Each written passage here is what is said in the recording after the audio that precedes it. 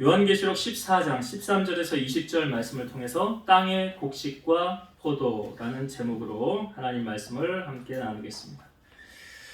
우리가 먼저 저번 시간에 나누었던 말씀을 잠깐 복습을 하고 오늘 말씀을 나눌게요. 저번 시간에 이제 세 천사가 하는 말을 우리가 나누었습니다. 첫 번째 천사가 하는 말이 그 모든 민족, 백성, 방언, 족속에게 전할 영원한 복음을 가졌더라. 여러분, 성경이 기록된 목적이 뭐라고 그랬죠? 성경을 왜 기록했습니까? 이 성경은 모든 사람에게 그 구원 얻는 방법을 우리에게 알려주고 있죠. 그러니까 복음이란 건 다시 말씀드리면 누구 이야기입니까? 예수님 이야기예요. 그러니까 예수 믿어야 구원받는다는 것을 무엇을 통해 우리에게 알려주는 거예요? 성경을 통해서. 그러니까 이 성경은 예수님 이야기죠.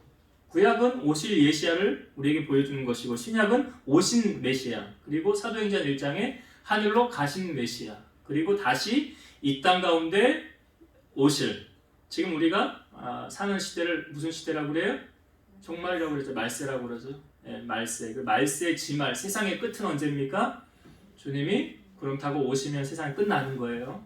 그때까지 믿음의 경주를 우리가 계속 하는 거예요. 그래서 첫 번째 천사가 말하기를 그 영원한 복음을 가졌고, 그 복음을 가진 그분, 우리가 해야 되는 역할이 무엇입니까? 그분에게 영광을 돌려야 된다고 그랬죠. 그분을 두려워하라고 그랬죠. 그분을 심판의 때가 이르렀다라고 이제 첫 번째 천사가 나와서 말한 거예요. 그러니까 우리가 두려워할 대상은 누굽니까? 하나님 두려워하라고 그랬어요. 사람 두려워하면 함정에 빠진다고 했잖아요. 올무에 빠진다. 그래서 하나님만이 두려워할 때, 왜 그러냐? 성경이 이렇게 말하죠. 몸은 죽여도 영혼을 죽이지 못하는 자들을 두려워하지 말고 오직 몸과 영혼을 함께 멸하실 수 있는 이를 두려워하라. 사람이 다른 사람의 생명은 죽일 수는 있으나 그의 영혼조차는 죽이지 못한다는 거죠. 그래서 영혼까지 모든 것을 심판하실 분은 하나님이시기 때문에 우리가 하나님 두려워하는 마음으로 신앙생활을 해야 된다. 그리고 그분에게 영광을 돌리는, 사람의 제일 되는 목적이 뭐라고 그랬어요? 그 웨스트민스터 신앙 대소요리 문답 1번에 사람의 제일 되는 목적은 하나님을 영화롭게 하며 그분을 영원토록 즐거워하는 것. 여러분들의 삶의 첫 번째 목적이 뭐가 되어야 됩니까? 나로 말미암아 하나님께 영광이 되어지는 삶, 그분의 살아계심을 증거하는 삶. 그러니까 내가 영광 받으면, 내가 잘 되면 누가 영광을 받으시는 거예요? 하나님이. 그런 삶을 우리가 살아야 된다. 세 번째는 심판의 때가 이르렀다. 지금 우리 말세를 살아가고 있고요. 주님이 오실 날이 멀지 않은 시대를 우리가 살아가고 있다는 것을 말씀해주고 있고요. 그다음에 두 번째 천사가 말하기를 어느 나라를 비유해서 말씀하고 있습니까? 바벨론에 대해서 말하지요. 바벨론. 무너졌도다, 무너졌도다. 무너진 거예요? 아직 안 무너진 거예요?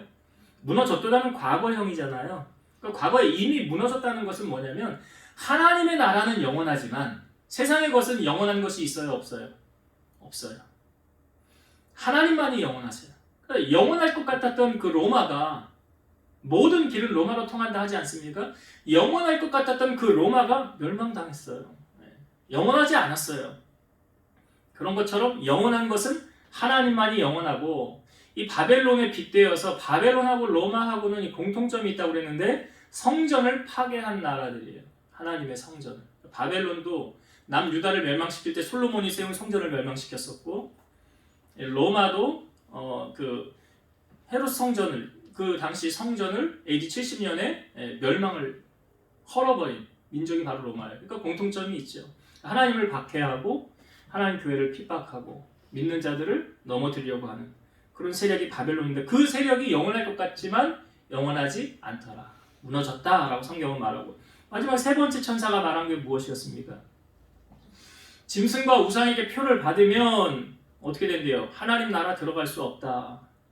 하나님 나라 들어가지. 어떻게 앞부분에 대해서 반복해서 나오는 말이죠. 그들은 그 짐승과 우상에게 경배하고 표를 받는 자들, 밤낮 쉼을 얻지 못할 것이다. 그러나 하나님의 성도들은 그들과 다르다. 그래서 그들의 인내가 여기 있다. 믿음이 여기 있다. 끝까지. 그러니까 신앙생활은 무엇입니까? 삶으로 보여지는 거예요. 그냥 나 믿음 좋아, 믿음 좋은데 행함이 없어. 그러니까 가짜 믿음이고요. 정말 믿음의 사람은 자기의 행함으로 하나님 앞에 그 믿음, 그러니까 이 야고보서 말씀이 그 이행득의에 대해서 많이 나오죠. 로마서는 이신득의에 관한 주제라고 한다면 야고보서는 이행득인데 그 이행득이 그 여러 사람들을 이야기할 때 아브라함 이야기를 하잖아요. 아브라함 봐라, 조카 롯을 그 아들 이삭을 하나님이 바치라고 할 때 어떻게 했느냐? 하나님 앞에 그 말씀대로 그 드리지 않았냐? 행함으로 아브라함이 믿음으로 의롭다함을 얻은 것이 된 자가 아니냐? 그래서 예수님도 우리에게 건축자는 두 종류의 건축자가 있다고 그랬어요. 모래 위에 집을 지은 건축자와 반석 위에 집을 지은 건축자가 있는데 그 차이는 어디서 결정이 나는 것입니까? 하나님의 말씀을 듣고 행하지 않는 사람은 모래 위에 집을 지은 사람. 결과가 어떻게 돼요? 비바람이 부딪혔을 때, 그러니까 고난이 오고 어려움이 왔을 때 넘어진다는 거예요. 말씀대로 살지 않는 사람. 그러나 반석 위에 집을 지은 사람은 어떤 사람이래요? 주의 말씀에 순종한 자들. 이 사람들은 풍랑이 오고 어려움이 와도 넘어져요, 안 넘어져요? 안 넘어져요. 왜? 말씀대로 사니까. 말씀 붙잡고 있으니까. 차이가 그거예요. 우리가 이 말씀에 붙들어야 될 것은 무엇입니까? 하나님의 말씀을 붙들고 살아가야 된다라는 것을 우리가 저번 시간에 나누었습니다. 자, 오늘 우리가 읽은 말씀 이제 13절부터 마지막 절까지인데요. 좀 단락이 세 단락으로 나뉘어져 있죠. 13절이 있고 그다음에 14절에서 16절, 17절에서 20절. 주는 주제 내용이 조금씩 다르기 때문에 이제 나눠져 있는데요. 한 절 먼저 보고 말씀을 함께 13절 말씀 읽어봅니다. 또 내가 들으니 하늘에서 음성이 나서 이르되 기록하라 지금 이후로 주 안에서 죽는 자들은 복이 있도다 하시매 성령이 이르시되 그러하다 그들이 수고를 그치고 쉬리니 이는 그들의 행한 일이 따름이라 하시더라. 자, 여기 하늘에서 음성이 나서 이르되 하늘에서 음성이 나오기를 어떤 음성이 들렸습니까? 기록하라 지금 이후로 주 안에서 죽는 자들은 복이 있도다. 주 안에서 죽는다라는 표현이 뭘까요? 주 안에서 죽다. 주 밖에서도 죽을 수 있는 거잖아요. 이렇게 말하면 안에서도 죽으니까 밖에서도 죽을 수도 있네. 그럼 주 안에서 죽다라는 표현은 어떤 표현일까요? 주 안에서 죽는 자들은 복이 있도다. 주 안에서 죽었다는 것은 예수 그리스도를 나의 구주로 영접하고 신앙생활 하다가 믿음을 가진 상태에서 죽은 거를 주 안에서 죽었다고 하는 거예요. 이거를 주 안에서 죽었다. 주 안에서. 그러니까 주 안에서 죽은 자들은 복이 있도다. 그러니까 지금 이 앞부분에 비교해서 보면 이 짐승의 표를 받지 않고 이 사람들은 하나님의 인을 받은 선택되어서 구원함을 얻은 자들이죠. 구원받는 자들을 말하는 거예요. 구원받는 자들 그들이 복이 있도다 하심에 성령이 이르시되 그러하다 그들이 수고를 그치고 쉬리니 그들이 수고를 그치고 쉬리니 여기 수고를 그치고 쉰다라는 표현이 이 세상이 결코 만만치 않은 당시 시대적인 상황을 놓고 보면 믿음 생활하기 쉬워요, 어려워요? 예? 왜 어려운 거예요? 목숨을 걸어야 되니까 어려운 거예요. 떳떳하게 나 크리스찬이야 라고 말할 수 없으니까 어려운 거예요. 경제적인 생활 마음대로 못하니까 어려운 거예요. 그러니까 그런 여러 가지 환경적으로 예수님을 믿기가 어려운 시대였다라는 것을 알 수 있죠. 오늘날로 말하면 이때만큼 예수 믿기 어렵습니까? 우리가 신앙생활하기 그만큼 어렵나요? 예. 아니 그때로 비교해 보면 비교조차 안 되지. 당신 크리스찬이야? 그럼 사자 밥이 되는 거야. 불에 태워 죽는 거야. 가죽이 벗겨서 죽는 거야. 그 누가 떳떳하게 대놓고 나 크리스찬이야라고 얘기할 수 있겠어요? 그때하고 비교하면 지금 비교조차 안 되죠. 우리가 신앙생활하는 것은. 근데 지금 그런 자들이 말하는 거예요. 그런 자들에게 수고를 그치고 쉬리니. 얼마나 믿음 지키기가 힘들었겠습니까? 그러니까 우리가 지난주에도 말씀 나눴지만 성도들이 어려움을 현재 오늘을 버티는 거라고 그랬잖아요. 제가 말씀드렸죠. 기억나시죠? 우리 신앙싸움에 오늘 넘어지지 않으면 돼요. 오늘 넘어지지 않으면 내일도 승리할 수 있는 거예요. 근데 오늘 넘어지면 내일도 넘어질 수 있다는 거잖아요. 그러니까 오늘 우리가 버티는 거예요. 불의와 타협하지 않는 거예요. 이게 믿음을 지키며 살아가는 사람이에요. 자, 그 성령께서 이제 수고를 그치기 쉬니 이제 믿음의 경주를 다 달려간 거예요. 끝난 거예요. 완주를 한 거예요. 자, 그들에게 쉬리니 이는 그들의 행한 일이 따름이라. 그들의 행한 일 무엇을 말합니까? 예수 믿기 어려운 시대였다고 그랬죠. 그러니까 핍박에 대한 인내, 또 하나님의 계명에 대해서 순종하는 것, 그리고 예수님에 대한 믿음을 지켰던 것. 우리가 이거 앞부분에 12절의 말씀에 기록하고 있죠. 성도들의 인내가 여기 있나니 그들은 하나님의 계명과 예수에 대한 믿음을 지키는 자라. 그러니까 하나님의 계명을 지키고 예수님에 대한 믿음, 그 신의를 저버리지 않는 것. 어떤 상황이 와도 이 믿음 변치 않는 것.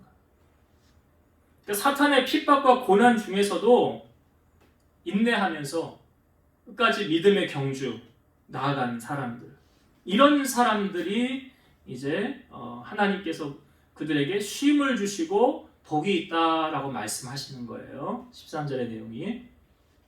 제가 이 13절은 이제 조금 이따가 조금 더 설명을 드리려고 합니다. 자, 14절부터 볼게요. 14절. 또 내가 보니 흰 구름이 있고 구름 위에 인자와 같은 이가 앉으셨는데 그 머리에는 금면류관이 있고 그 손에는 예리한 낫을 가졌더라. 자, 이게 사도 요한이 이제 환상 가운데 보는 거예요. 내가 보니 흰 구름이 있고 구름 위에 인자와 같은 이가 앉으셨는데, 자, 구름 위에 인자와 같은 이가 앉으셨다. 누구를 말할까요? 딱 생각하기에 예수님이죠. 예, 예수님이에요.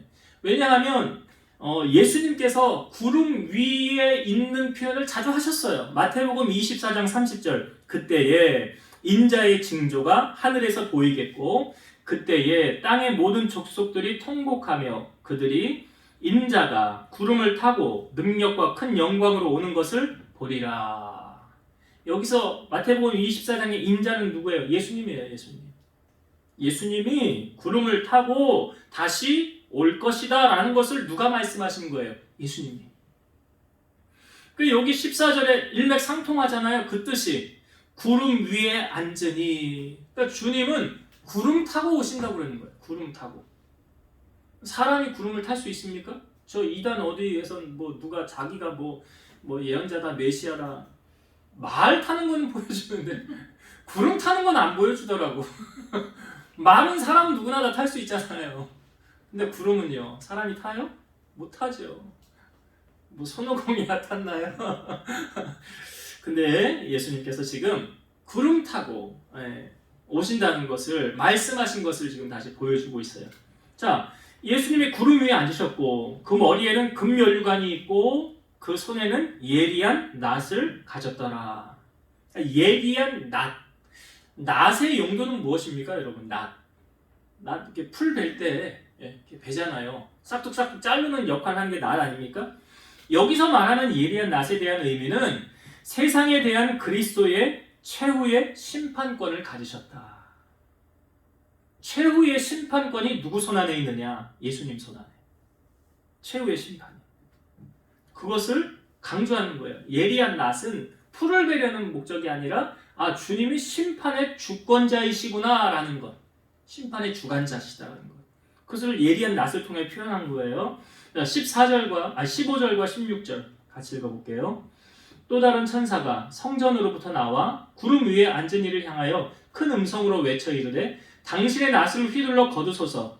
땅의 곡식이 다 익어 거둘 때가 이르렀음이니이다 하니 구름 위에 앉으신 이가 낫을 땅에 휘두르매 땅의 곡식이 거두어지니라. 자, 다른 천사가 성전으로부터 나와 구름 위에 앉은 예수님을 향하여 큰 음성으로 외치는 거예요. 뭐라고 외쳤습니까? 당신의 낫을 휘둘러 거두소서. 땅의 곡식이 다 익어 거둘 때가 이르렀음이니이다. 여기 성전으로부터 나와라는 표현은 뭘 말하냐면 하나님의 명령이 선포되어진 거죠. 하나님의 명령이. 천사로부터 말미암아 하나님의 명령이 선포되어져서 이제 추수하라 이런 명령이 떨어진 거예요. 추수하라. 왜 여러분 이 성전으로부터 나와라는 것은 왜 하나님으로부터 나온 음성이라고 우리가 알 수 있냐면, 자, 마태복음 24장 36절 보면 그러나 그날과 그때는, 이 그날과 그때는 뭘 말하냐면 예수님이 다시 재림하시는 날 말하는 거예요. 그날과 그때는 아무도 모르나니 하늘의 천사들도 아들도, 아들은 예수님이잖아요. 아들도 모르고 오직 아버지만 아시느니라. 오직 하나님 아버지만 아십니다. 그러니까 주님이 다시 오시는 그 시점을 누가 정하느냐? 하나님이 정하시는 거예요. 하나님이. 아무도 몰라요. 그러니까 뭐 옛날에 다미성교회 잘못된 이단들이 몇 월 며칠 몇 시에 오신다, 주님 안 오셨죠. 잘못됐죠. 왜 그러느냐? 이 성경이 말하잖아요. 누구만 아신대요? 그거는 하나님만 아십니다. 아무도 몰라요. 하나님만 아시는 거예요. 그러니까 오늘 이 15절에 다른 천사가 성전으로부터 나와 외친다는 것은 그가 하나님의 말씀을 듣고 대언하는 거예요. 하나님의 명령을 대언하는 그걸 말하는 거예요. 그러니까 이 말세 마지막에 모든 때는 예수님이 말씀하셨잖아요. 아무도 뭐 천사도 모르고 나도 모르고 주님도 모르고 오직 아버지만 아신다.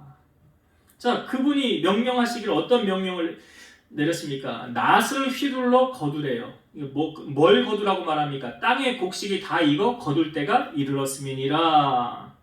땅의 곡식이 다 익어 거둘 때가 되었다.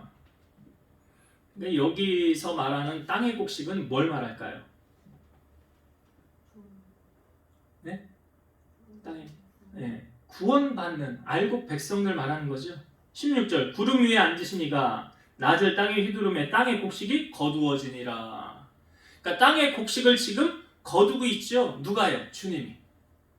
주님이 땅의 곡식을 거두고 있더라. 그러니까 이 주님이 재림하실 때 이 알곡 백성들을 따로 이렇게 다 주님이 모으십니다. 이것도 마태복음 24장 31절 그가 큰 나팔 소리와 함께 천사들을 보내리니 그들이 그의 택하신 자들을 하늘 이 끝에서 저 끝까지 사방에서 모으리라. 누구를 모은다고요? 그의 택하신 자들, 이게 누구예요? 알곡 백성들. 그의 택하신 자들. 그러니까 하나님의 구원함에 이른 자들, 생명책에 그 이름이 기록된 사람들은 이 심판에 이르기 전에 주님이 먼저 다 이렇게 모으시는 거예요. 알곡 백성 모두. 오늘 말씀해 보세요. 15절과 16절이 그 말씀이에요. 땅의 곡식을 다 거두었더라. 주님이 다 거두시는 거예요. 구원받는 백성들 다 거두어 모으시는 거예요. 이거 이제 14절에서 16절은 이제 알곡 백성들을 말하는 거예요. 구원받은 하나님의 백성들 말하는 겁니다. 대충 이해가 되시죠? 예, 의미가. 자, 17절, 18절 같이 볼게요. 17절과 18절. 또 다른 천사가 하늘에 있는 성전에서 나오는데 역시 예리한 낫을 가졌더라. 또 불을 다스리는 다른 천사가 제단으로부터 나와 예리한 낫 가진 자를 향하여 큰 음성으로 불러 이르되 내 예리한 낫을 휘둘러 땅의 포도송이를 거두라. 그 포도가 익었느니라 하더라. 여기도 동일하게 하늘에 있는 성전에서 나오는데 라는 것은 하나님의 이제 그 명령을 받은 천사가 나와서 이제 하나님이 말씀하신 것을 실행하는 거죠. 근데 역시 예리한 낫을 가졌더라. 이번에는 이 앞부분에는 주님이 그 모습이었다고 한다면, 주님이 알곡 백성을 모았다고 한다면 지금은 주님의 모습이 아니죠. 천사죠. 그냥 천사. 예리한 낫을 가진 천사가 등장을 한 거예요. 그죠? 그래서 18절 보면 또 불을 다스리는 다른 천사가 제단으로부터 나와 예리한 낫 가진 자를 향하여 큰 음성으로 불러 이르되 뭐라고 말합니까? 내 예리한 낫을 휘둘러 땅의 포도송이를 거두라. 그 포도가 익었느니라. 자, 그 낫을 가진 천사를 향하여 그 낫을 휘둘러서 뭘 거두래요? 땅의 포도송이를 거두어라. 포도가 익었느니라. 자, 여기 우리가 이렇게 볼 때 앞부분하고 좀 대조를 이루어서 볼 것이 뭐냐면 여기서도 지금 거두어 드리고 있어요. 낫을 휘둘러서. 근데 이 어떤 대상입니까? 포도송이를 거두래요. 그 포도가 익었느니라 그랬죠. 포도가 익었다. 여기서 말하는 이 포도송이, 이 포도는 어떤 대상을 말하느냐?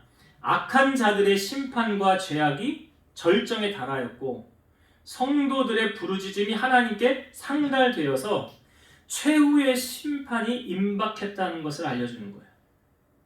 그 포도가 익었느니라 그랬잖아요.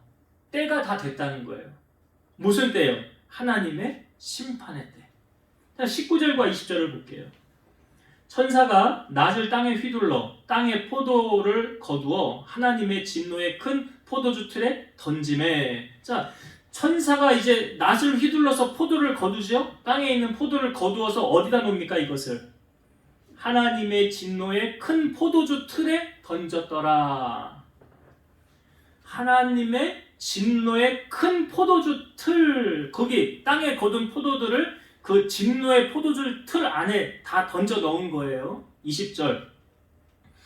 성 밖에서 그 틀에 밟히니 틀에서 피가 나서 말 굴레까지 닿았고 1600 스타디온에 퍼졌더라.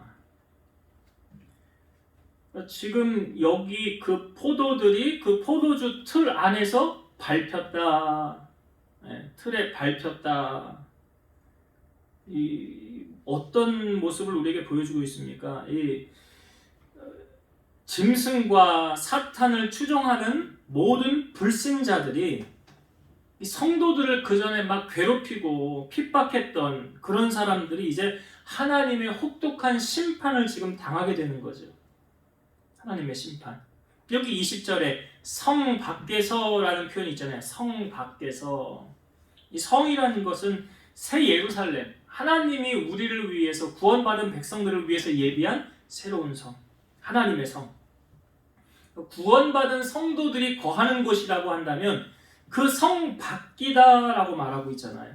성 밖에 구원받지 못한 백성들 거하는 그곳. 거기에서 밟혀서 여기 이 피가 나와서 말 굴레까지 닿았고 1600 스타디온에 퍼졌더라라고 나오죠. 이게 스타디온이 길이를 재는 단위예요. 그래서 1 스타디온은 대략 192m를 말하는데 그러면 1600 스타디온은 거리가 어떻게 되느냐? 320km가 되는 거예요. 320km는 팔레스타인의 남북의 길이가 320m예요. 그러니까 이것은 지략적으로 어떤 의미를 주고 있냐면 하나님의 심판은 전 세계에 걸쳐서 완전하게 이루어지는 거다. 어디에도 예외가 없이, 누구도 여기서 예외 없이 모든 사람에게 해당된다라는 거예요. 모든 사람이 다 여기서 벗어날 수 없다. 그런 의미를 담고 있는 겁니다. 자, 오늘 그래서 여기 이 본문 속에서 주시는 두 가지 은혜 잠깐 나누고 말씀 마칠게요. 첫 번째는 우리가 아까 13절의 말씀을 우리가 보았는데 13절의 말씀에 보면 그들은 구원받은 자들이죠. 이제 너희들 주 안에서 죽은 자들 복이 있다 말씀하시고 그 다음에 이제 쉬고 그 수고를 그치고 쉬라. 왜? 너희들의 행한 일에 대한 상급을 내가 허락하노라 그런 거잖아요. 그 말씀을 준비하면서 이런 감동이 저에게 왔어요. 우리가 이 땅에 살면서 여러분 부귀영화를 누리고 좋은 것을 먹고 좋은 옷을 입고 그렇게 살기를 누구나 원하겠죠. 누구나. 그러나 역으로 핍박과 환난과 고난을 겪으면서 신앙생활을 해야 된다고 한다면 앞부분은 고생 하나도 없이 편하게 호의호식하며 사는 인생이라고 한다면 우리는 어떤 것을 선택할까? 어떤 것을 선택할까? 예수님께서 이것에 대해서 우리에게 비유의 말씀을 주신 것이 있어요. 어떤 한 부자가 있었습니다. 자색 옷을 입고요. 고운 베옷을 입고 날마다 호화롭게 잔치를 열면서 즐겼습니다. 근데 반면에 나사로라는 거지가 있었습니다. 이 거지는 헌데투성이로 그의 대문 앞에 버려진 채 부자의 상에서 떨어지는 것으로 배불리려고 할 때 심지어 개들이 와서 그 헌데를 핥았더라. 이 헌데가 뭐냐면 피부가 헐어서 상한 자리예요. 상처가 난 자리. 그런데 이 둘이 다 죽게 되어서 어떻게 되었느냐? 그 거지는 죽어서 그 천사들에 받들려 아브라함의 품에 들어가서 거하게 되었고 부자도 죽어서 장사가 되었는데 그는 음부 중에 고통 중에 고통받는 그곳에 들어가게 된 거예요. 이 부자가 이제 이 아브라함 주님에게 부탁을 합니다. 아브라함 품에 있는 나사로를 보면서 이런 부탁을 해요. 아버지 아브라함이여 나를 긍휼히 여기사 나사로를 보내어 그 손가락 끝에 물을 찍어 내 혀를 서늘하게 하소서. 내가 이 불꽃 가운데서 괴로워하나이다. 그러니까 이 아브라함이 주님이 말씀하시기를 너는 살았을 때 좋은 것을 받았고 나사로는 고난을 받았으니 이것을 기억하라. 이제 그는 여기서 위로를 받고 너는 괴로움을 받느니라. 그뿐 아니라 너희와 우리 사이에 큰 구렁이가 놓여 있어 여기서 너희에게 건너가고자 하되 갈 수 없고 거기서 우리에게 건너올 수도 없게 하였느니라. 왔다 갔다 할 수도 없죠. 한번 정해지면 끝난 거니까. 그러니까 이 부자가 그러면 아버지여 구하오니 나사로를 내 아버지의 집에 보내소서. 내 형제 5이 있으니 그들에게 증언하여 그들이 이 고통받는 곳에 오지 않게 하소서. 그때 주님 말씀하시기를 그들에게 모세와 선지자들이 있으니 그들에게 들을지니라. 그렇지 않습니다. 아버지 아브라함이여 만일 죽은 자들에게서 그들에게 가는 자가 있으면 회개할 것입니다. 그때 주님 말씀하시기를 모세와 선지자들에게도 듣지 아니하면 비록 죽은 자 가운데서 살아나는 자가 가서 전한다 할지라도 권함을 받지 아니하리라. 이 부자는 삶에서 좋은 거 다 누리고 살았어요. 근데 죽어보니까 뜨거운 음부에 들어가 있고 나사로는 온갖 고생을 다 하면서 고통 가운데 살았지만 신앙을 지켰다는 것을 말하는 거죠. 그러나 죽고 나보니까 주님 품에 거하여 있더라.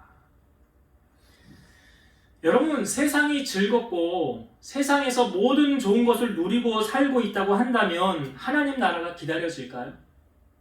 찬송가에 이런 찬송가가 있죠. 환난과 핍박 중에도 성도는 신앙 지켰네. 이 신앙 생각할 때에 기쁨이 충만하도다.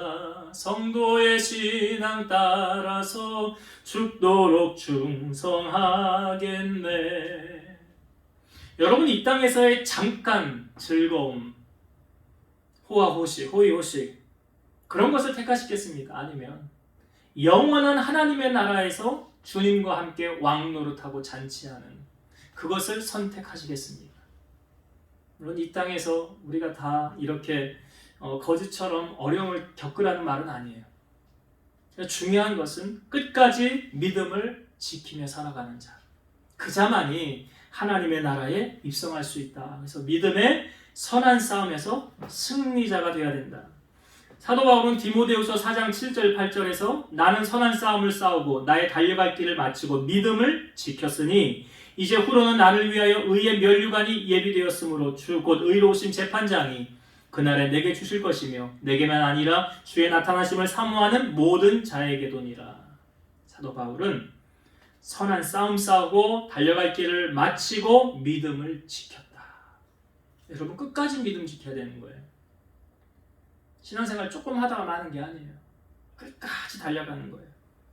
그 자에게 하나님이 영원한 상급을 주신다. 계시록 7장 17절 이는 보좌 가운데 계신 어린 양이 그들의 목자가 되사 생명수 샘으로 인도하시고 하나님께서 그들의 눈에서 모든 눈물을 씻어주실 것임이라. 그러니까 반드시 하나님이 하나님을 향한 고난과 어려움을 당한 자에게 보상을 해주신다. 부자와 나사로처럼 오늘 13절의 말씀처럼 이들은 복이 있다. 왜? 너희가 행한 일에 대한 상급을 내가 허락하노라. 우리가 이 땅에서는 좀 힘들고 고달퍼도 주님이 주실 영원한 상급, 그 상을 바라보면서 믿음의 여정, 승리의 길 걸어가는 여러분 되시기 바랍니다. 한 가지만 나누고 싶은 것은 분명한 주님의 때에 알곡과 쭉정이는 갈리는 때가 온다. 알곡과 쭉정이가 갈라질 때가 온다. 14절에서 16절은 땅의 곡식, 알곡 백성들, 구원받은 하나님의 백성들 말하는 거였죠. 17절에서 20절은 땅의 포도는 쭉정이지요. 구원받지 못한 백성들, 짐승의 표를 받은 사람들을 말하는 거였어요. 세례 요한은 예수님보다 6개월 먼저 와서 주의 길을 예비할 때 그는 이렇게 말했죠. 나는 물로 세례를 베풀지만 그는 성령과 불로 세례를 베풀 것이니라. 그는 손에 키를 들고 자기의 타작마당을 정하게 하사 알곡은 모아 곳간에 들이고 쭉정이는 꺼지지 않는 불에 태우시리라. 세례 요한이 먼저 말한 거예요. 알곡은 모아 곳간에 들이고, 지금 똑같잖아요. 낫을 휘둘러서 알곡 백성 따로 모았죠. 곳간에 들이고 쭉정이는 어떻게 한대요? 포도주 틀에 밟히더라. 불을 말하는 거잖아요. 예수님께서 비유로 천국은 좋은 씨를 제 밭에 뿌린 사람과 같다라고 말씀하셨어요. 근데 사람들이 잘 때 그 원수가 와서 곡식 가운데 가라지를 덧뿌리고 갑니다. 이 싹이 나서 결실할 때 가라지가 보이니까 이 집 주인의 종들이 주인에게 이렇게 말합니다. 주여, 밭에 좋은 씨를 뿌리지 아니하였나이까? 그런데 가라지가 어디서 생겼나이까? 했더니 주인이 원수가 이렇게 하였구나. 그러니까 종들이 말하기를 그러면 우리가 가서 이것을 뽑을까요? 주인이 이렇게 말하죠. 가만두라. 가라지를 뽑다가 곡식까지 뽑을까 염려하노라. 둘 다 추수 때까지 함께 자라게 두라. 추수 때에 내가 추수꾼들에게 말하기를 가라지는 먼저 거두어 불사르게 단으로 묶고 곡식은 모아 내 곡간에 넣으라. 비슷한 의미를 또 주님이 말씀하고 있는 거죠. 추수 때까지 함께 자라게 두라. 추수 때는 언제예요? 주님 오실 때잖아요. 주님 오시면 양과 염소 갈리듯이 추수 때까지 가만히 두어라. 그래서 어떻게 한대요? 가라지는 거두어서 불에 던져서 묶고 불사르게 묶고 불에 들어가는 거죠. 곡식은 모아 어디로 간대요? 내 곡간에 넣어라. 분명히 여기서 갈라져요. 양과 염소 갈라지듯이 알곡과 쭉정이 갈라지듯이 오늘 본문에 나오는 땅의 곡식과 포도 갈라지듯이 이 갈라지는 이유는 이 근거는 어디 있습니까? 예수 그리스도를 나의 구주로 모시고 사는 자. 그래서 요한복음 1장 12절 영접하는 자 곧 그 이름을 믿는 자들에게는 하나님 자녀가 되는 권세를 주셨습니다. 그러니까 예수님을 나의 구주로 영접해야만 알곡 백성 되는 거예요. 왜? 죄사함 받을 수 있으니까.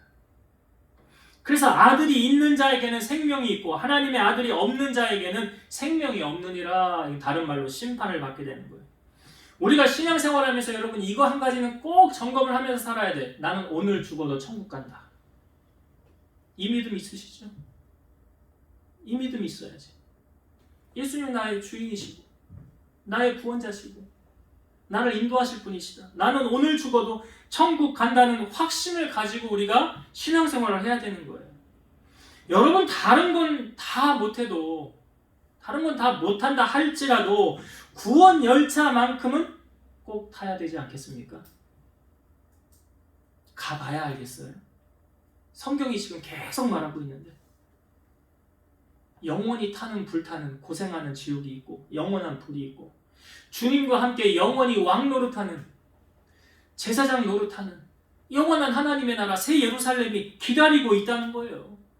죽고 나면 둘 중에 한 군데로 갈려진다는 거예요. 그럼 여러분 다른 거는 다 못한다 할지라도 여러분 우리가 보험 왜 들어요? 보험 왜 듭니까? 뭐에 대비해서 드는 거 아니에요? 보험? 만일에 대비해서. 그럼 우리가 천국 보험은 들어놔야지. 이것만큼은 내가 꼭 들고 아니 나만 구원받으면 또 어떻게 해? 여러분만 구원받으면 되겠어요? 안타깝게도 안타깝잖아. 다 같이 구원받아야지. 그러니까 이 말씀이 지금 우리에게 주고자 하는 메시지가 무언가 여러분? 나만 구원받고 천국 가야지가 아니잖아요. 나는 당연히 천국을 가고 오늘 그 확신 가지고 살고 내 주변에 있는 사람들 내 주변에 남편이나 아내나 내 부모나 내 자식이나 친척이나 그냥 보고만 있을 겁니까? 그들을 지옥 가게? 그렇게 해서는 안 된다라는 것을 보여주는 거잖아요. 그래서 분명히 양과 염소, 알곡과 쭉정이 오늘 보면 땅의 곡식과 포도 다 갈려 주님이 오실 그때 다 교통정리 되는 거예요. 그래서 우리 사랑하는 성도들 다 구원받고 더불어서 여러분들과 관계를 맺고 있는 모든 자들에게 이 복음의 소식을 증거해서 다 하나님의 나라 새 예루살렘 성에 입성하는 은혜가 임하게 되기를 주의 이름으로 축원드립니다. 기도하시겠습니다. 살아계셔서 역사하시는 하나님, 오늘 우리 하나님께서 그 믿음의 여정을 그 힘들고 어려움 가운데도 포기하지 않고 끝까지 완주한 자들에게 주 안에서 죽은 자들이 복이 있다고 하였습니다. 왜냐하면 그들은 영원히 주님과 함께 왕노릇하고 주님이 주는 영원한 기쁨과 즐거움을 누리며 살 것이 보장되어져 있기 때문이었습니다. 더불어서 오늘 그 땅의 곡식과 포도는 비유적인 말씀으로, 반어법적인 표현으로, 한쪽은 영원히 구원받은 하나님의 백성들, 그러나 다른 한쪽은 영원히 고통받는 지옥불에 임하게 되는 그런 사람들을 우리에게 보여주었습니다. 오늘 우리는 구원받은 하나님의 백성인 줄로 확신하고 신앙생활을 할 때, 오늘 우리 주변에 있는 자들, 우리가 그냥 바라만 보고 있는 것이 아니라 생명줄을 던져 그들을 주님 품으로 인도하고 함께 구원함에 이를 수 있도록 주님이 도우시고 역사하시고 저들을 통하여 하나님의 일을 나타내 주시옵소서. 그래서 우리 하나님의 마음이, 하나님은 모든 사람이 진리를 알고 구원받기를 원하신다고 하셨사오니 우리를 통해서 구원받는 자들의 수가 더하여지고 하나님의 영광이 높아질 수 있도록 우리를 사용하시고 축복하여 주옵소서. 예수님 이름으로 감사하며 기도드리옵나이다. 아멘.